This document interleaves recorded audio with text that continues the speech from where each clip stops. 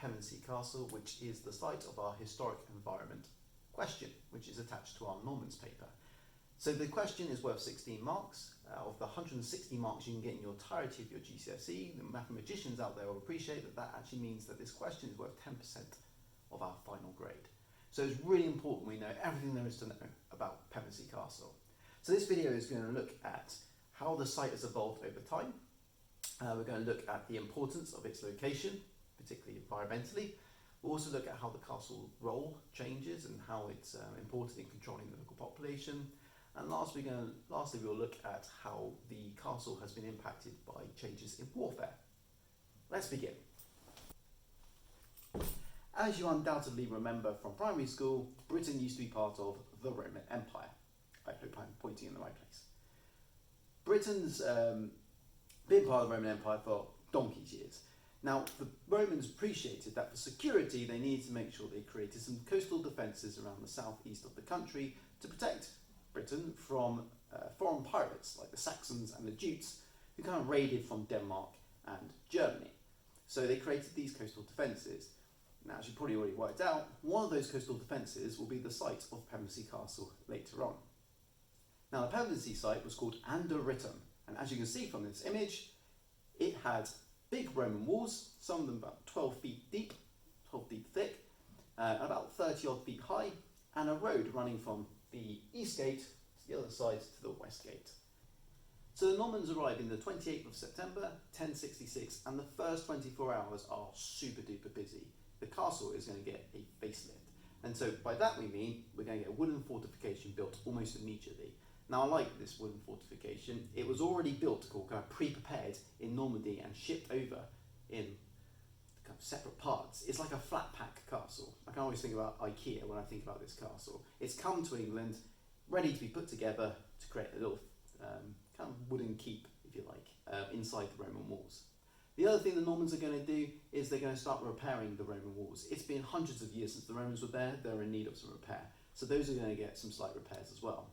Lastly, as we can see from this picture, the exit of the castle, the western gate exit of the castle, leads into a very narrow strip of land, which we'll talk about in a second in a bit more detail.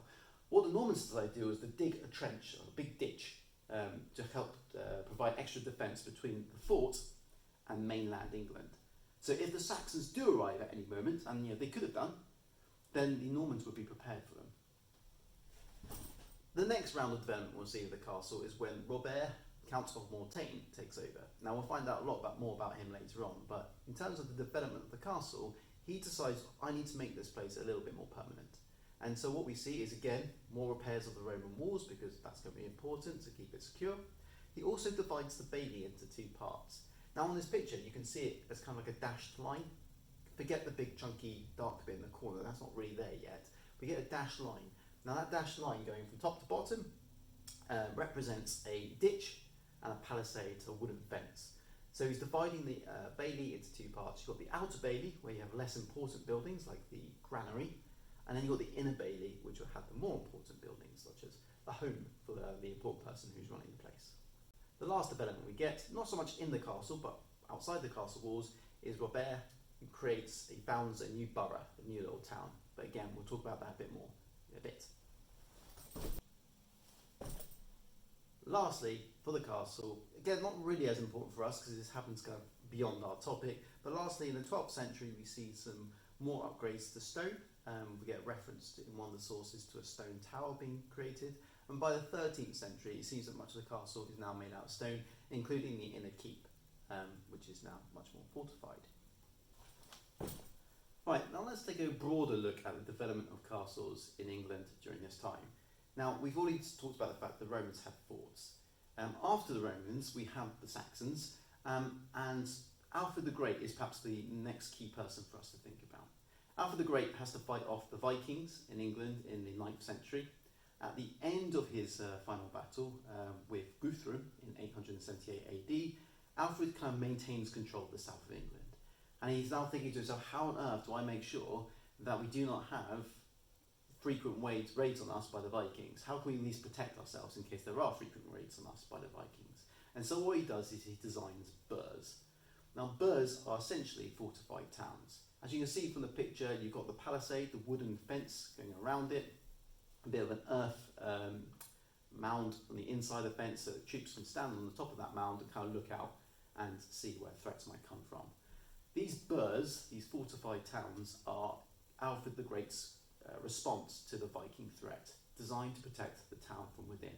Fortified towns develop later on to Motte Bailey castles, which we start to see more of after William arrives. Now, there are a couple of Motte Bailey castles, Motte Bailey castles in England before William turns up, but there's only about 3 or 4. Edward the Confessor had a couple of friends up north in particular who he said, yeah, I allow you to create your own castle. But there's certainly the exceptions to the rule. So it's only after really William turns up that we start to see Motte Bailey castles in England. Now you'll notice from this picture here, the role of a Motte Bailey castle is very different to the role of a burh. The burh is designed to protect the whole village or whole town. We can see that because it kind of circles all the key buildings in that town. Whereas with the Bailey, what we see is the Bailey of a Motte Bailey castle is only really protecting Norman troops. So in this picture, you might be able to see there's barracks in there, which is obviously home for troops. We've got the stables for the war horses. This isn't designed to protect the town from external threat. It's designed to protect the Normans from the external threat of the Saxons. So the role of burhs and the Motte Bailey castles actually differ quite a bit, even though that the castles kind of evolved from burhs. Right, now let's get specific and talk about Pevensey Castle, and in particular the location of Pevensey Castle, because gosh is it a good location.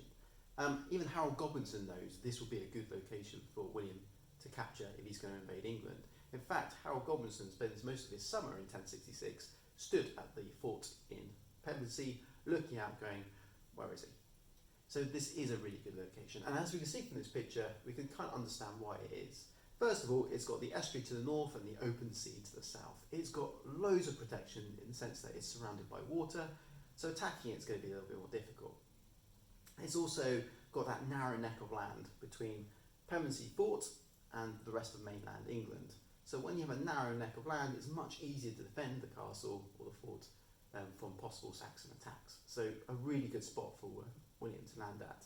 It's obviously got the harbour there as well. The harbour is a nice shallow harbour, which means it's going to be easy for him to get his troops off the ships and for supplies off the ships to allow extra supplies to come in as well if he needs them from Normandy. Lastly, it's obviously got the Roman walls, and having Roman walls there are really, really important.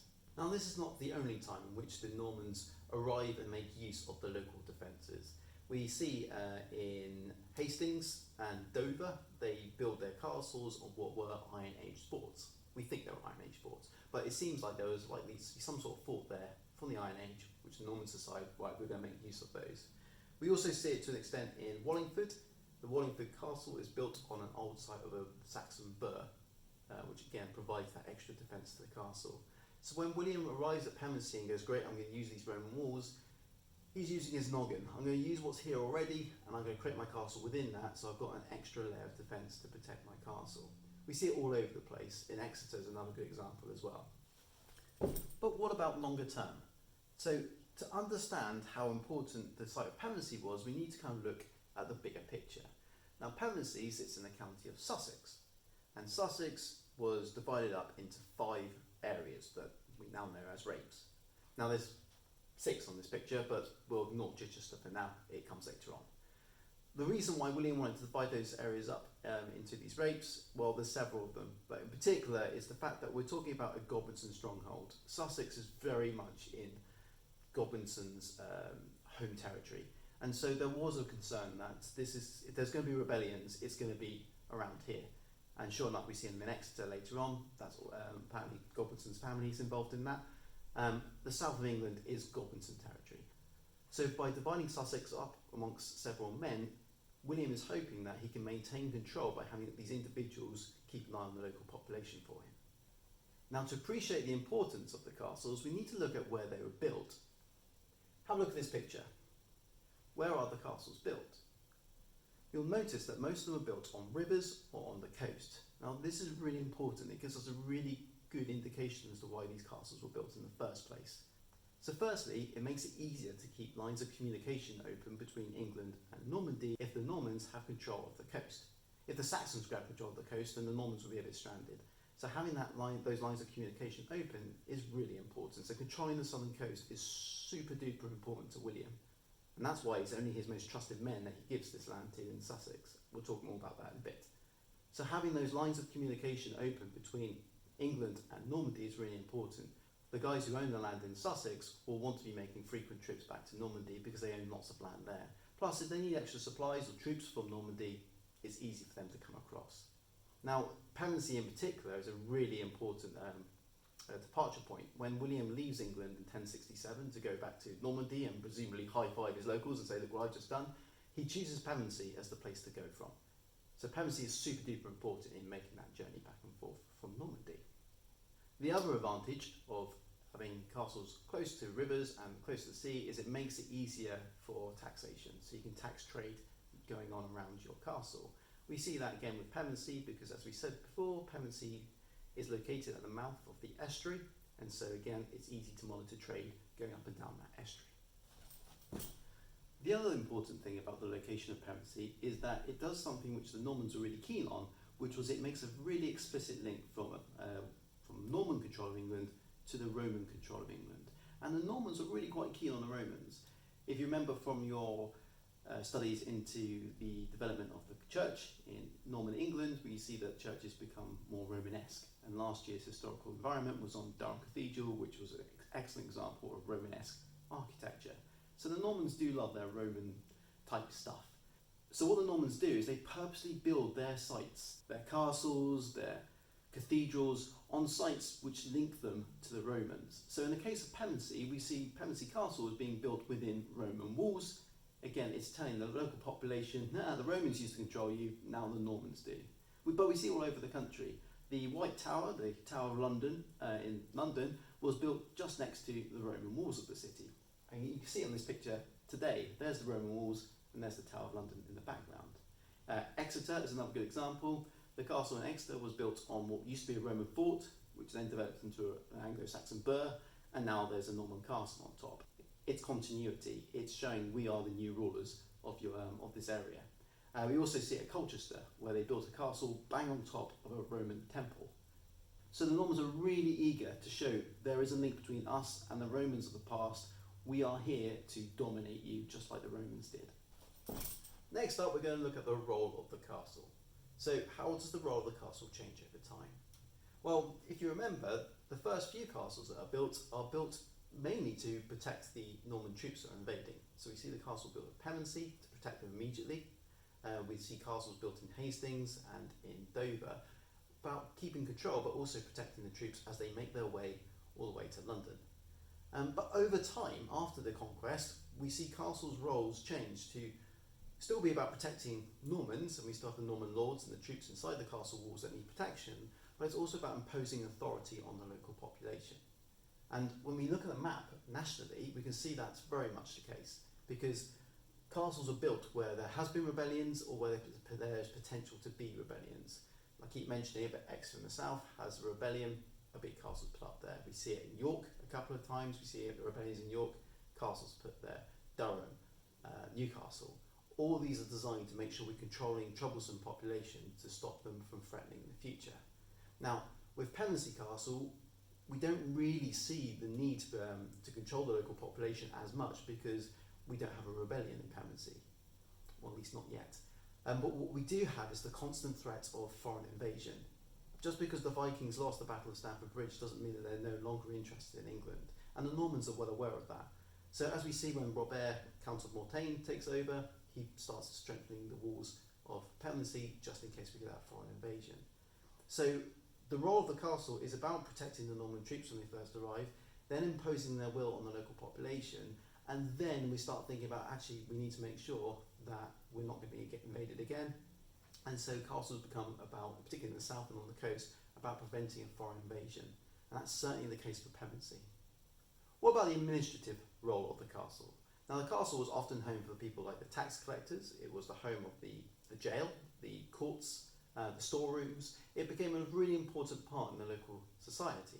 So castles had a very important role beyond militaristic and just dominating the countryside and the people around them. It also had an official role in terms of like local government. Now, to understand the importance of Pevensey and the guy in charge of Pevensey, we need to use the whiteboard.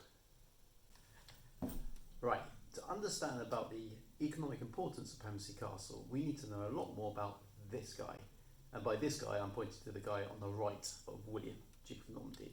His name is Robert, Count of Mortain.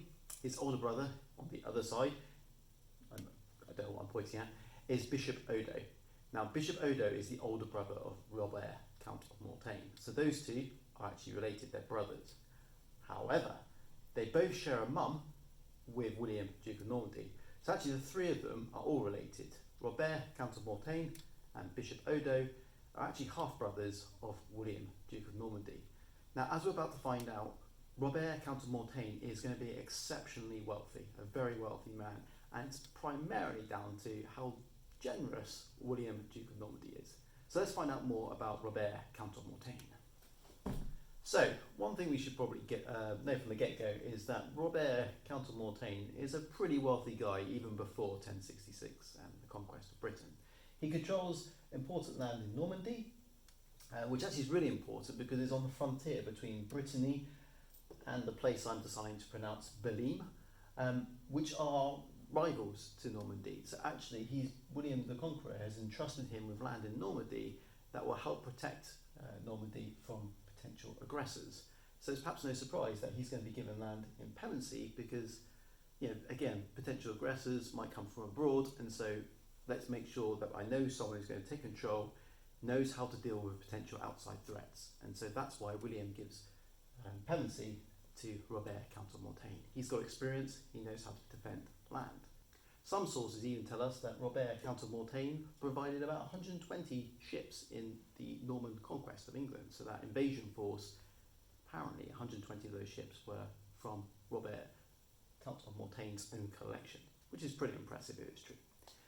Now, once the invasion is over, Robert gets wildly rewarded for his loyalty. And what we see is he is given land in about 20 counties across England. So he's given land all over the country. He becomes the Earl of Cornwall, given the amount of land he's been given in Cornwall. That seems to make sense.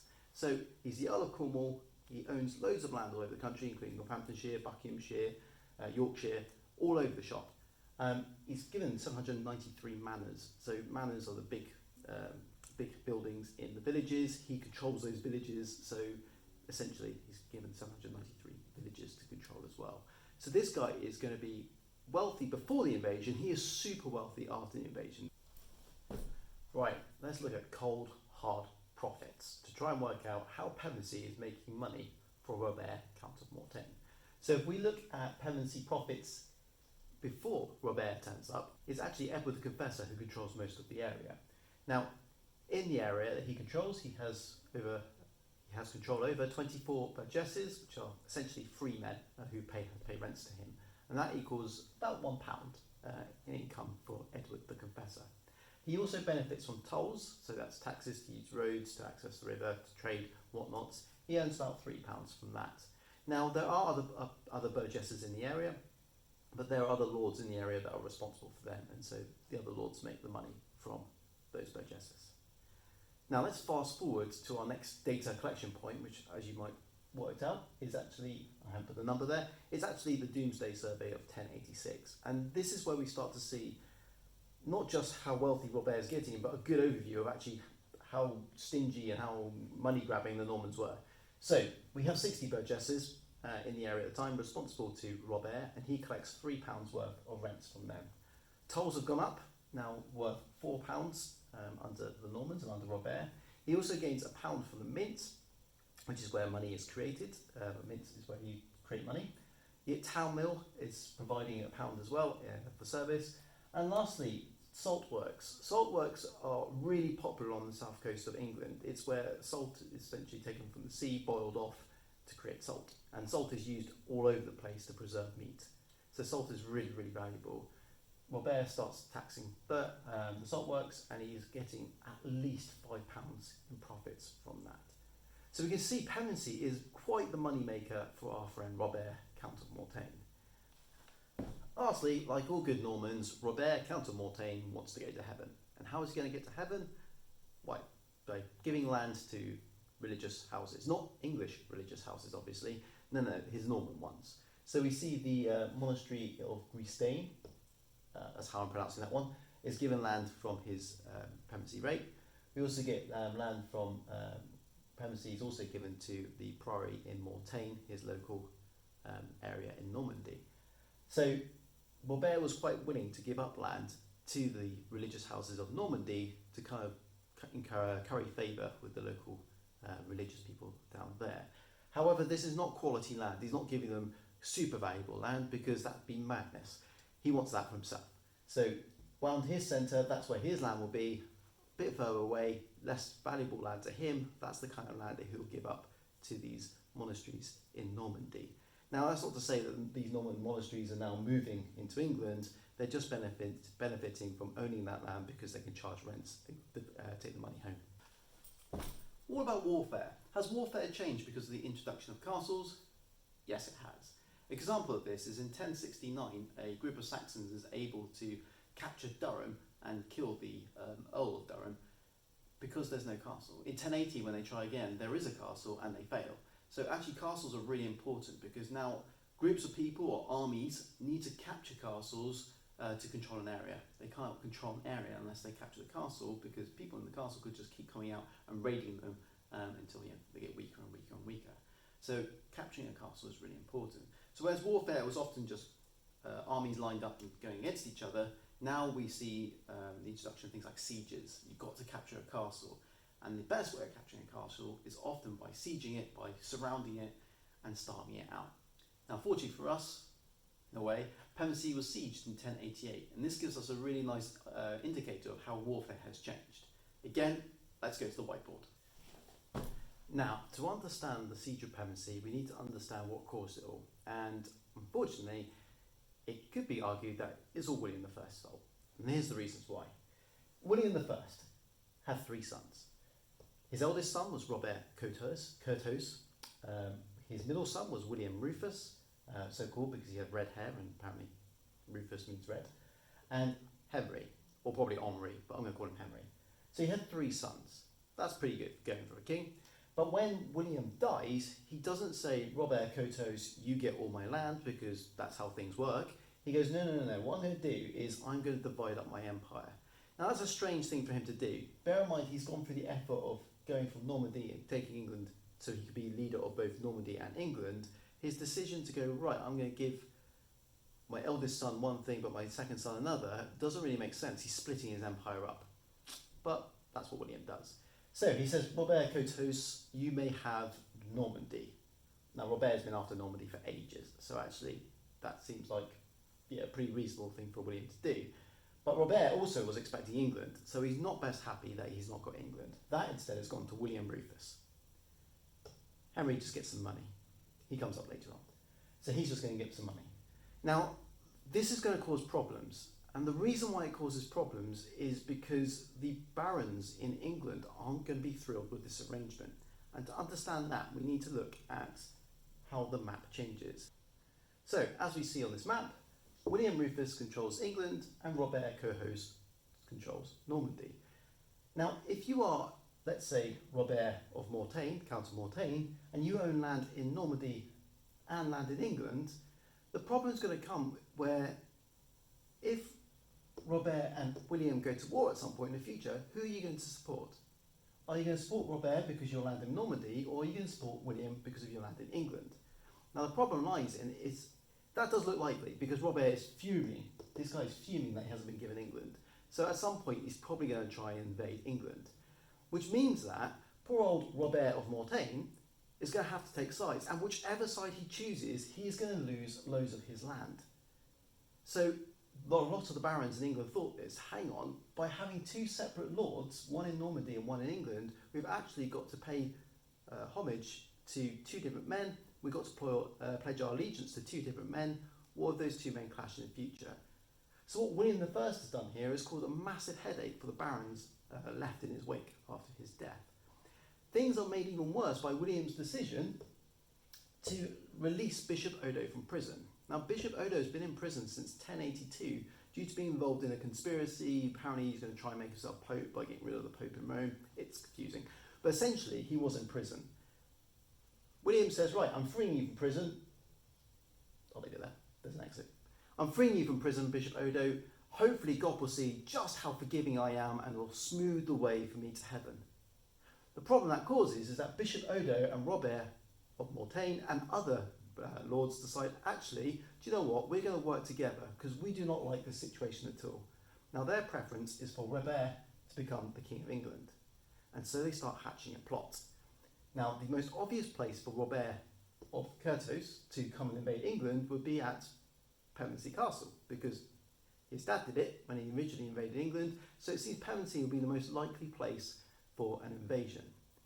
Bishop Odo and Robert, Count of Mortain, rush to Pevensey to kind of prepare it and to welcome Robert Curthose, but William Rufus is on their case. He knows what's going on and decides to send his troops down to Pevensey to try and capture the castle. Because if he can capture the castle, then he can prevent this invasion from happening.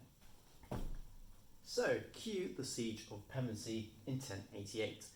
So essentially we have Robert, Count of Mortain, and Bishop Odo holed up in Pevensey Castle as William Rufus, or King William II as he is now, besieges the castle. So apparently we have things like catapults being used, basic ones, to attack the walls. We also have William's ships on the coast to try and stop supplies from coming in. This goes on for about 6 weeks, and there must have been some fighting because William de Warenne, who controls the rape of Lewis, is somehow badly injured in the siege, and he goes back home and eventually dies. So there must be some quite brutal fighting going on. But the siege goes on for 6 weeks. They cannot get inside Pevensey Castle, but they are doing a very good job of starving them out. And after 6 weeks, the inhabitants surrender. And that is the end of the Pevensey siege.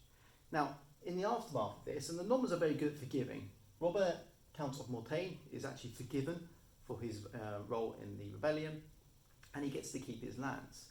However, his son will lose them later on because he goes against the next King of England, Henry I, which, if you remember, is William the Conqueror's third son.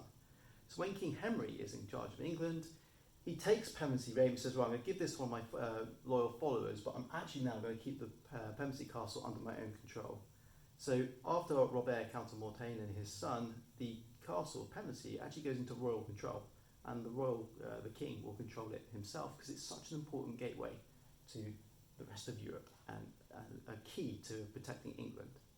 Indeed, in 1101, there's rumours that Robert Curthose is planning to capture England again, and so Henry has to go to Pevensey Castle and wait it out there, waiting for this possible invasion. Okay, that's everything we pretty much need to know about Pevensey Castle. Hopefully this video will be useful for your revision. Make sure you come back to it, write lots of notes, and good luck in the exam.